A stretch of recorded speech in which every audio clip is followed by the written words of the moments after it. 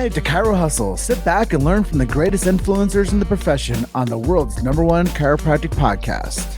Before we dive into this powerful episode, please remember to subscribe to our channel and give us a 5-star rating on iTunes and continue hustling. This episode is sponsored by Imaging Services, Chiro Health USA, Chiro Moguls, Chiropractic Rocks, Pure Chiro Notes, Titronics, doTERRA, Sherman College of Chiropractic, New Patients in a Box, the Influencer Authority Podcast Training, and Invisired. Let's hustle. Hey guys, welcome to episode 359 of the Chiro Hustle podcast. I'm your co-host, Luke Millette, and here's your host, James Chester. So today we had the opportunity of interviewing Dr. Carol Smith, and the question for you is, who's at your chiropractic roundtable? Welcome back. This is another episode of the Chiro Hustle podcast, episode 359. And today we have Carol Wright-Smith coming in from the Memphis area down there in Tennessee. And it's our first ever back-to-back husband-wife episodes. And your husband, Dale, was episode 358. And really powerful. We get a chance to interview a chiropractic family today. And eventually we'll get all four of you guys in a row. Alex and Steven. Oh, that'll be good. I know Alex has been on one of your shows before, but Steven. Yeah, we'll have to get Steven on next. It's really awesome to have you guys on today. Being 359, you joined the tapestry that we create here with the chiropractic story. And we just keep on going forward and sharing more chiropractic truth with people. And saying that, we do protect free speech with our show. That's our big why. We support subluxation-based chiropractors. The phraseology and the meaning behind innate intelligence and universal intelligence we think are essential for people to understand why chiropractic does what it does, connecting man, the spiritual to man, the physical through the adjustment. And we do protect the sacred trust. So now you guys know why we do what we do. Now we're going to ask Dr. Carol why she does what she does. And our first question is, it's your story. Would you mind sharing with our audience your chiropractic story? And just for reference, your friends and family will hear this, your patients will hear this, your colleagues will hear this, and your kids will hear this. So really cool. Awesome. But maybe some people don't know your story as well as your close friends. So why don't we tell everybody how you got into this beautiful profession of chiropractic? Well, it's kind of a funny thing. I grew up in the Quad Cities, which is where Palmer College of Chiropractic is at. And my sister actually went to school, their initial chiropractic assistant program. And when I was 19, I was in a head-on collision, and she's like, you need severe whiplash and concussion. And so she's like, you need to go see my docs at the school. And so I got involved with seeing the student externs, of which, even more funny, most of them were rugby players. And so that's how I got involved with Palmer Rugby. That was back in 1984. And so lo and behold, chiropractic basically cured me of my migraine headaches. I had headaches that were 5 days long, sick in bed. My dad had them. So I thought, I'm just doomed to have them the rest of my life. And I don't have them anymore. So through being passed from extern to extern to extern, which is what happens when you're in the student clinic, they just kept talking to me. Why don't you become a chiropractor? Why don't you do this? And because I initially thought I wanted to be a physical therapist. And so lo and behold, I switched majors and decided chiropractic was where I needed to be. And here I am 28 years later, still practicing, still supporting Palmer Rugby, married a Palmer Rugby player, very active and involved with the team. So that goes clear back to 84.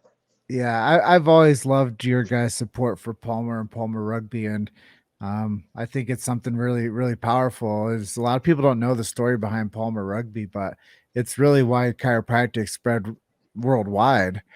And I think that, that story is very important for people to know, is the mission of chiropractic through rugby was something really special for Palmer. So I think it's really cool. I learned that story because I helped you guys 14 years ago. Yep. Yep. And that's so well. We really appreciate all the support you bring to Palmer and to the rugby team and to chiropractic. So thank you. So what are some things that you would say make you unique or different in the chiropractic world?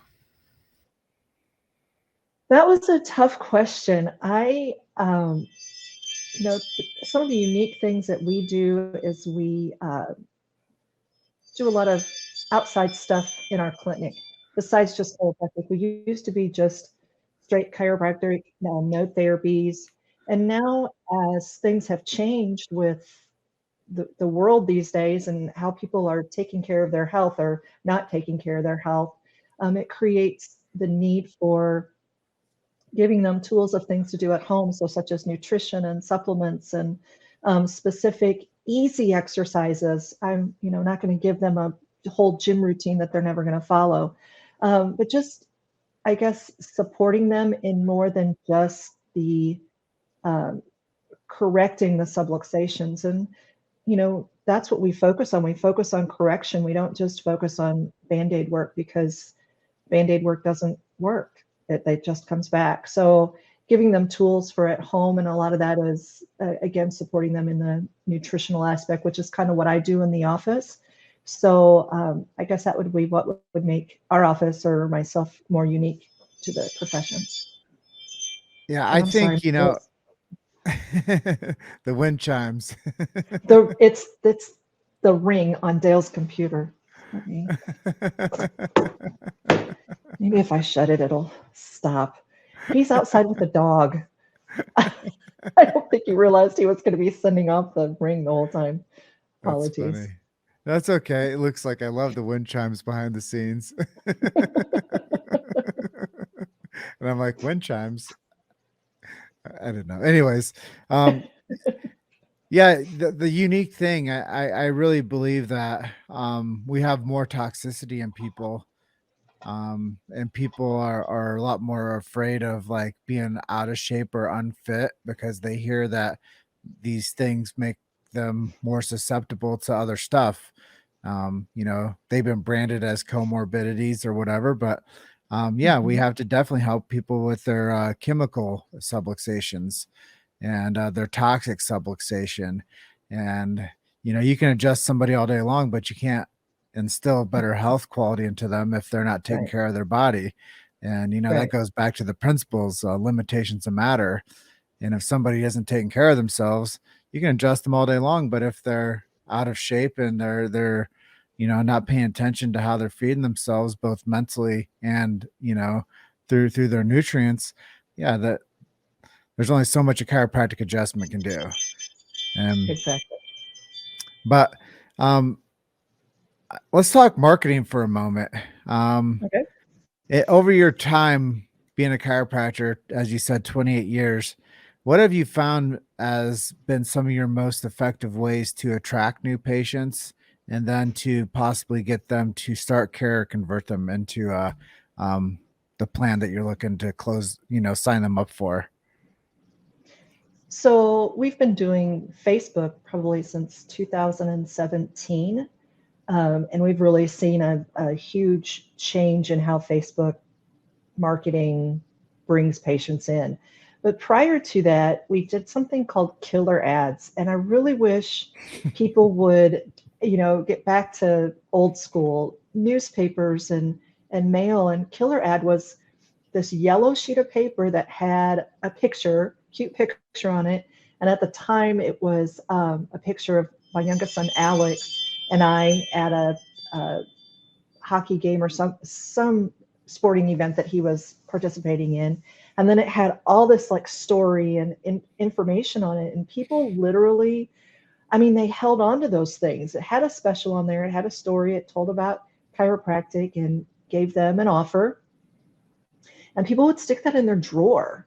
And a year later, like even when we stopped doing that, people would call us and go, hey, we had this yellow sheet of paper. Remember seeing you, can we still get this offer? And I'm like, heck yeah, come on in, type of thing. But so that was probably the most fun and most impactful, because people actually took the time to read it. It wasn't just scrolling through things. So marketing has changed, and you're always tweaking it.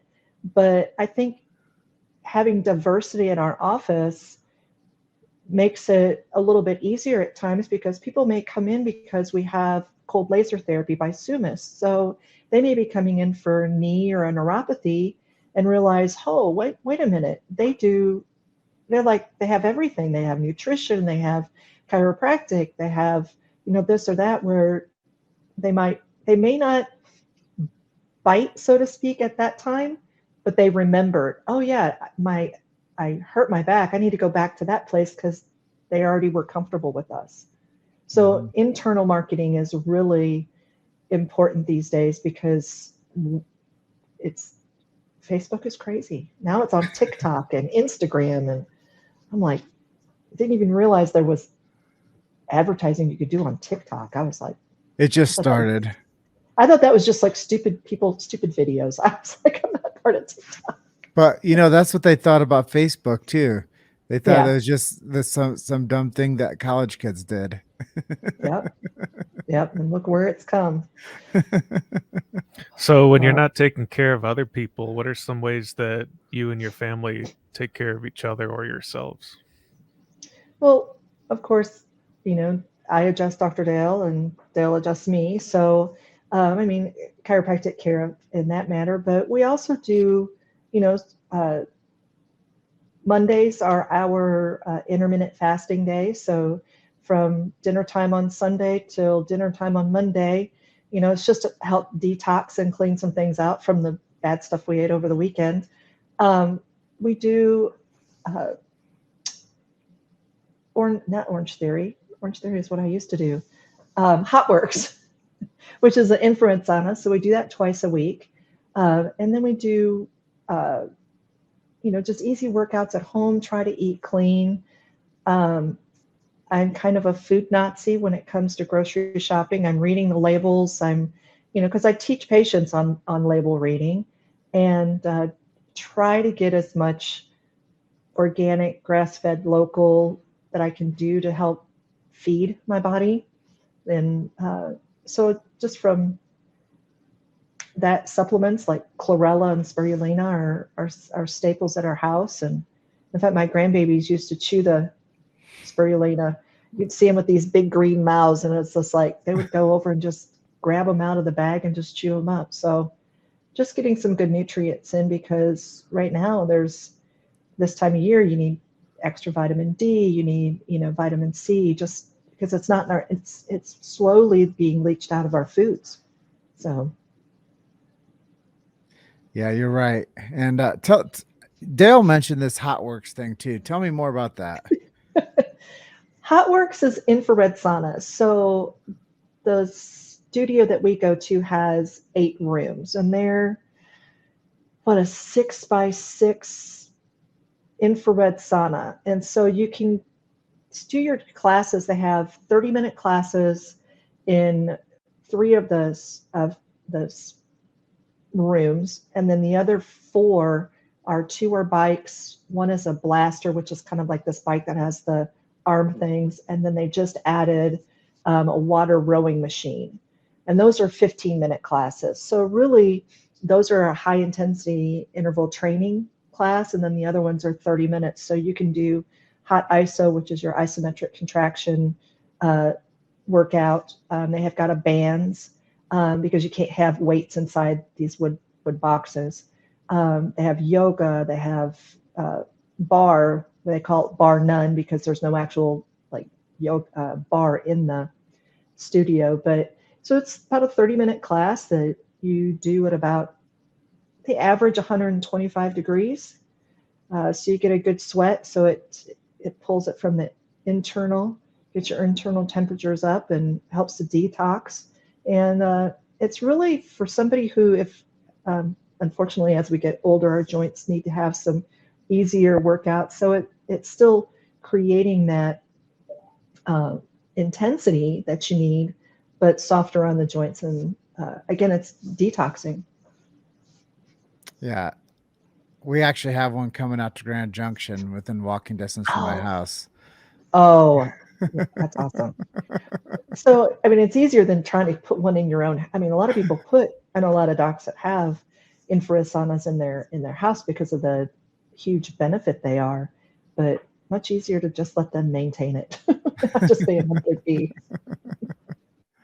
Yeah, that's cool. But you'll Yeah, love it. There's one in the Quad Cities too. So when we go, they didn't used to, but this last year they added or implemented go anywhere to your membership. So when we go up to the Quad Cities to see the kids and the grandkids and functions at Palmer, we can go work out so we don't miss our workouts.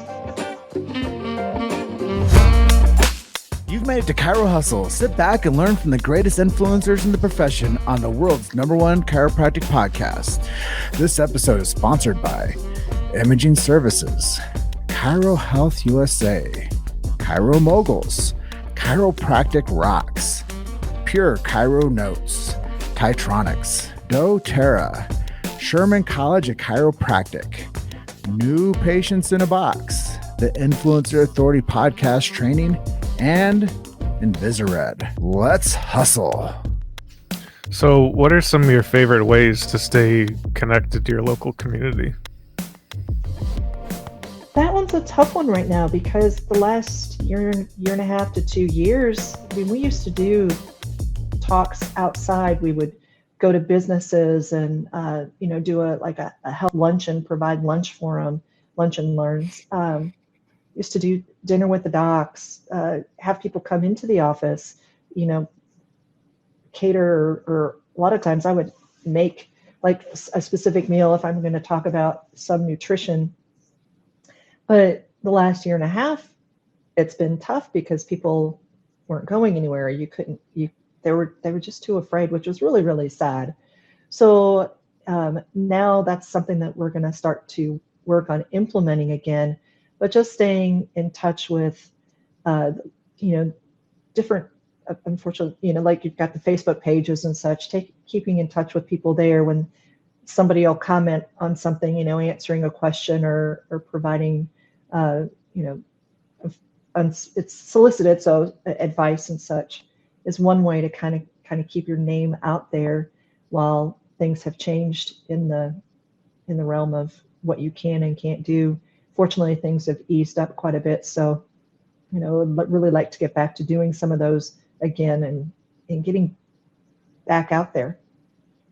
Yeah, I think it's important to have those touches on the local community. And, when you talk about the commenting in local like Facebook groups, I call that being social on social. I think that the more social you are with your local community, it will have an outcome because people get to know you based on your involvement in the local community. And even if it's just one page, you become the go-to chiropractor in a local Facebook chat group. You start going up in the threads when people post a question like, who do I go to for this? Or, I did this, or my kids has this going on. And I think that being in connection with people is something that a lot of people overlook. They want somebody else to do the work for them. But I think we're already scrolling on these pages a lot, and we're spending some attention on there. So I think when people have their attention to a device or inside of a Facebook, the platform, they should get more familiar with their local community pages. And I'm sure that if more people just did that, they could help grow their practices. Yeah, true. And we're still involved with, the rugby teams here in the Memphis area between, we still take an occasional trip to Arkansas State where Stephen played, his entire school there. And, University of Memphis has a team and then the local team. So we're still, out there and active with them as well and get those crazy weekend warriors that come in. So where do you see chiropractic finding itself in the next 20 years or so? What do you think will change or stay the same? Well, that was an interesting question that Dale and I kind of had a discussion on that this morning because we had kind of different views. And I really think that if the schools, and there's multiple schools that a person can go to become a chiropractor, I think if they don't start bringing back some of original philosophy, um, it's really gonna hurt the schools because many of the schools have dropped that, and that's what's so sad because there's many a times that we've gone to different chiropractic seminars around the country that you get students in and you're surprised at some of the questions that some of them don't even know what a subluxation is, which is really, really sad. So I really just hope that if the profession doesn't do something more about protecting the word subluxation, protecting X-ray, we're going to have well, I don't know. I hope that it moves back. I hope the pendulum moves back, because otherwise it's going to be tough for chiropractors. Very honest response. And I do think that we do need to bring back fundamentals back into the schools, and we need to make sure that chiropractors, for the history of chiropractic going forward, have access to radiology and imaging, whatever that might be, whatever it might become. I think that they're doing, 3D cone scans now, which are pretty cool, which show you like these real time, like it's wild what they can do with these new imaging centers. But even like we had Mike Tokash earlier for imaging services with digital X-ray, having X-ray imaging access is so vital to a chiropractor's toolbox in order to, do the right thing for the people that they're taking care of. And to me, it's just it's a necessary tool. And Yeah. Oh, whether definitely. whether it's a chiropractic school or a chiropractic office, it's a necessary tool if you want to be able to diagnose and to properly explain to somebody what's going on with their osseous spine. And Mhm. yeah. Yeah, we get. I can't tell you how many patients that I've seen over the last probably 5 years that come in and go, "We came to your office because you do X-ray. You tell people that you're going to take X-ray because it's in our marketing." Patients who uh, are have gone down to the street to the box that does an X-ray, and they always wonder, well, I don't understand what he even knew what he was doing, and I'm like, granted, yes, our hands are our livelihood, and I feel a lot with these hands, but I also don't want to go in blindly. I tell patients, you don't want your surgeon going in blindly. We want to know what's going on so I can accurately give you proper recommendations on care based on where your spine is at. Yeah. And I think I heard somebody say this 15 years ago, is we don't want to guess with your health. Exactly.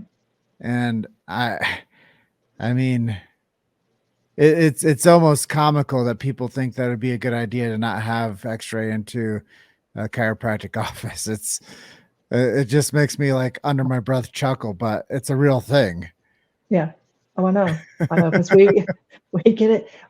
When I think Dale mentioned the fact that we were up for the grandbaby's birthday party, we met up with some of the students, and it was surprising that they not all of them had X-rays yet. I was like, "You have X-rays?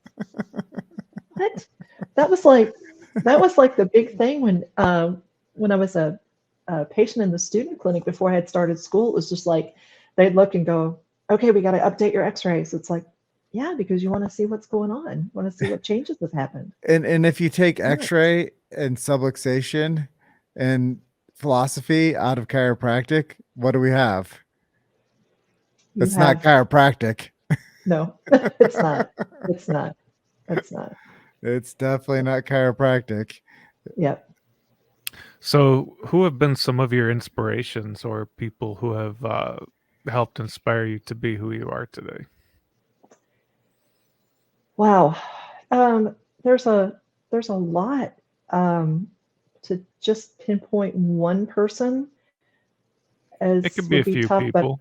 yeah. So, ones that are still around today, the Fred and Sue Schofield, and just how they raised their family and dealt with kids and homeschooling and running a practice, and that was very inspirational to us early on in our practice and when our kids were little. um, I just the community outside of uh, where I'm at now, from the Palmer rugby community. There's several on there, from the Castiles to the Weinsteins to um, uh, oh gosh, I can't even name, and just learning from different people. I don't know that I have one hero, other than the chiropractic profession itself. Do you have any inspirations who are maybe not chiropractors or involved in the chiropractic world? Um, First and foremost, growing up uh, in a Baptist church back home, my youth leaders there that were always there for us, and provided uh, answers to questions, and gave you that outside experience of outside of just the church. You had the activities that you did and the upbringing there probably are some of my core values that I have. So I guess that would be one area um, that I think has had an impact on my life and wanting to help others because they wanted to be there and help us. Well, if you could pick any one person from history to sit down and have dinner with, who would you pick? Oh gosh, I don't want to pick one person. I want a round table, and I thought that this would be that it'd be so neat to sit down with Sigafus and Sid and Nell Williams and Clarence Gonstead and Clay Thompson, just to kind of sit down and BJ, of course, and just hear what they thought and taught and told patients back then. If I could just hear them, how they spoke and how they see what's going on in the world today and what we can do, their recommendations, what could we do to make things better? I think that would be Yeah, I, interesting. I think it's super powerful, and to just be able to have some admiration for the people that have come before. Mhm. A lot of chiropractors will um, use the term standing on the shoulders of giants.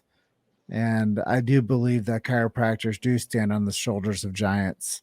And now we have to have broad enough, strong enough shoulders so the future generations can stand on our shoulders, right? Yeah, exactly. Exactly. Yeah. And, you know, I was thinking while you were saying that is how did these figureheads in the profession become who they were? And who's going to be the next? Who's going to be the people that in 50 years from now, the kids will say, I wish I could have lunch with XYZ, or that's who I would choose. And I think it's an inspiration question because it gives us a lot of, it gives us room for growth, and it gives us room for at the end of these interviews to have some hope, because we do get to talk about things that matter. And I do think that the chiropractic profession matters. That's why we're 359 episodes of the show. And Yeah. that's why we keep on doing this, because we believe that the more people that are able to hear this, even if one person heard this story today, I think that it will have an impact on somebody's life to say, chiropractic is it's a powerful profession. It's a family profession. It's a health profession. It's a quality of life profession. And by the way, they can help somebody with a head-on collision and turn them into a chiropractor. And they can help people find a path to better life. And it's a family thing. And the chiropractic family is amazing. And I'm just really happy to be a part of that with you.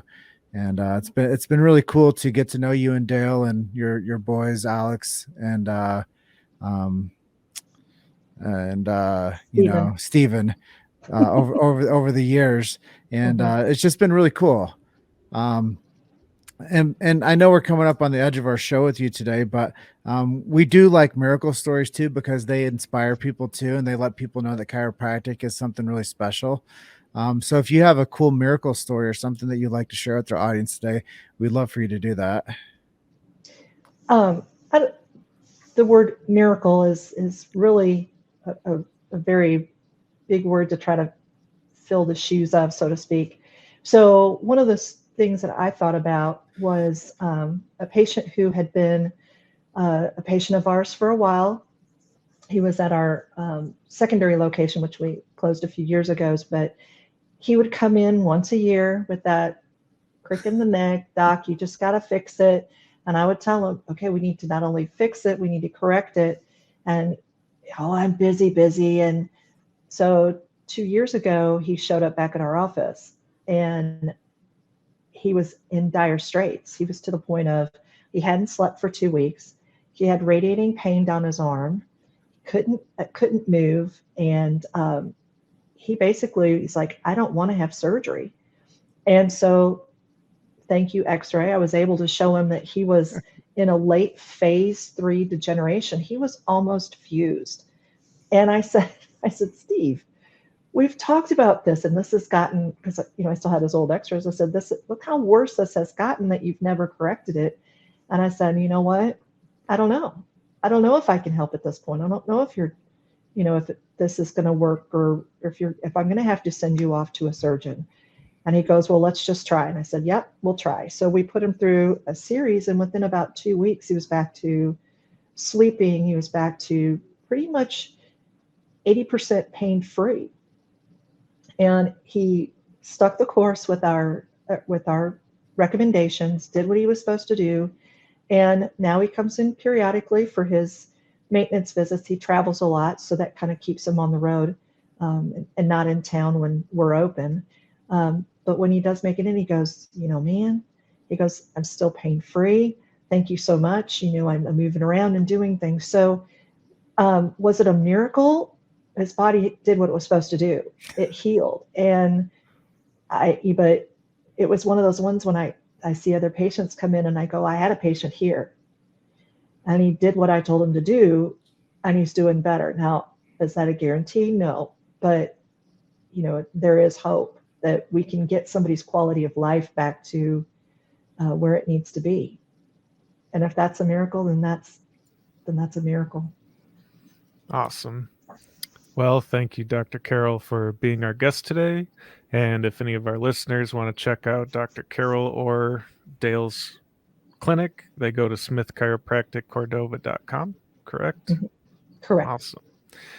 And that just about brings us to the end of this episode. And Dr. Carroll, I want to thank you for being our guest today. Well, thank you so much for having me on. And it's been a pleasure, and it's been an honor, really.